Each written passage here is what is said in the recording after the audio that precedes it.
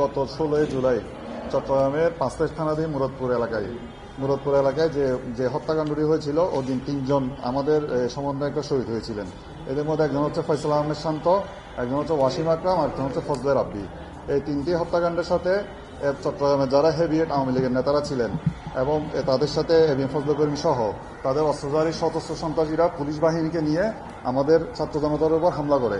ওই হামলার প্রেক্ষিতে ওই দিনই 3 জন ছাত্র স্পট ডেড আমাদের সামনে, এবং এই তিনজন ছাত্রের হত্যাকাণ্ডের ব্যাপারে যেটি আমরা ট্রাইব্যুনালে অভিযোগ দেওয়া হয়েছিল সেটির প্রেক্ষিতে তার আজকে একজনকে এই ফজলে করিমকে ওয়ারেন্ট আনা হয়েছে। এবং ওই যে হত্যাকাণ্ডটি হয়েছিল সেগুলো আমরা সরাসরি প্রত্যক্ষদর্শী এবং আমাদের বিভিন্ন সাক্ষীরা যারা চট্টগ্রামের সমন্বয়ক এবং চট্টগ্রামের যারা ছাত্র প্রতিনিধি বেসরকারি বিশ্ববিদ্যালয়ে ছিলেন, প্রায় 30 জনের অধিক সমন্বয়করা আমাদের প্রসিকিউটরকে সাক্ষী প্রমাণ দিয়েছেন, ফ্রন্টলাইনার আর কি, তারা আমাদেরকে সাক্ষী প্রমাণ দিয়েছেন। সেই সাক্ষী প্রমাণের ভিত্তিতে আজকে এই আসামিকে এখানে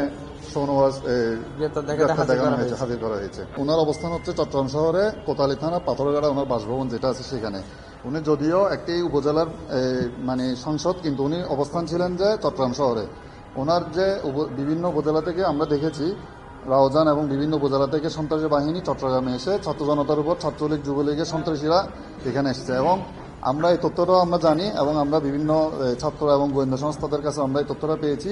তার চট্টগ্রামের পাথরঘাটা বাসভবন থেকে ছাত্রদের উপর হামলা করার জন্য অস্ত্র সাপ্লাই দেওয়া হয়েছিল।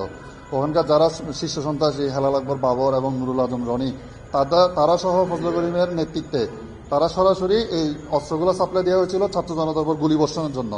এবং আমরা যে জিনিসটা দেখেছি তার বাসার মধ্যে এই গোপন মিটিংটা হয়ে যেদিন হচ্ছে 16 তারিখের আগের দিন রাতে তার বাসার মধ্যে একটা গোপন মিটিং হয়েছে, এবং পরের দিন থেকে আমরা দেখলাম যে বিভিন্ন উপজেলা থেকে সন্ত্রাসীরা এসে ছাত্রদের উপর ওখানে 16 শহর এবং যেটা মুরাদপুর জংশনটা ওনারা পুরো দখলে নিয়ে নিছে, এবং সবাইকে এখান থেকে তারা অস্ত্র দিয়ে বিভিন্ন পুলিশ বাহিনী সহ আমাদেরকে এখান থেকে বিতাড়িত করছে।